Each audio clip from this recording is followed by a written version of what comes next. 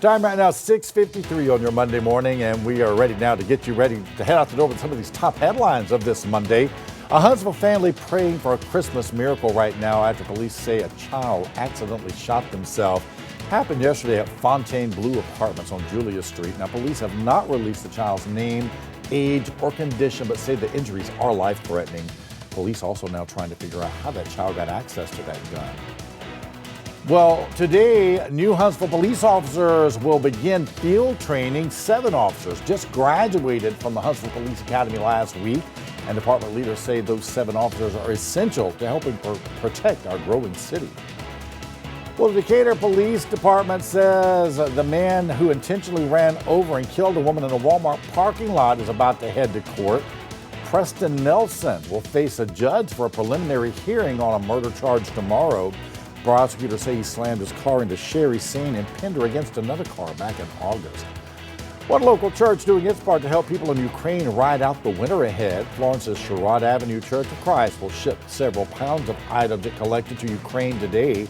That shipment includes everything from blankets to masks and hand sanitizer to personal hygiene products. Well, U.S. lawmakers have until Friday to pass a bill to avoid a government shutdown. Alabama Senator Richard Shelby says he wants both parties to agree on a short-term bill that'll fund the government through the current session of Congress. NASA leaders busy right now reviewing data from the Orion spacecraft and the Artemis 1 mission. That spacecraft returned to Earth yesterday and splashed down off the California coast.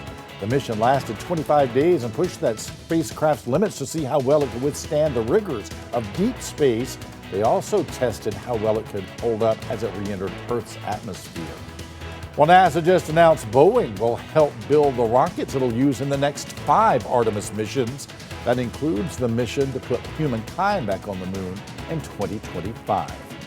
Today, Alabama's basketball team expected to jump several spots in the new AP basketball rankings. This comes after the Tide went on the road and beat the #1 ranked Houston Cougars this weekend.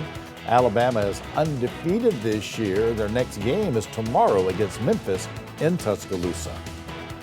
People in Madison hope to learn today when the city will now host its Christmas parade.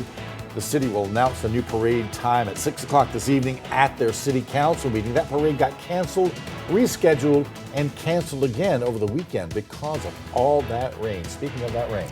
Finally, we'll get a break in that rain today. It's still going to be cloudy, not a whole lot of sunshine, but you know what? At least we're going to dry things out, right? High temperatures near 60 today, so a little cooler than what we saw last week, but still a bit mild for what we're used to seeing 2 weeks before Christmas. As you look at the 7-day forecast, your eyes go right to Wednesday. That's when our next big weather maker moves in, and yet again, Chris Tatum, we're talking about another round of heavy rain on Wednesday.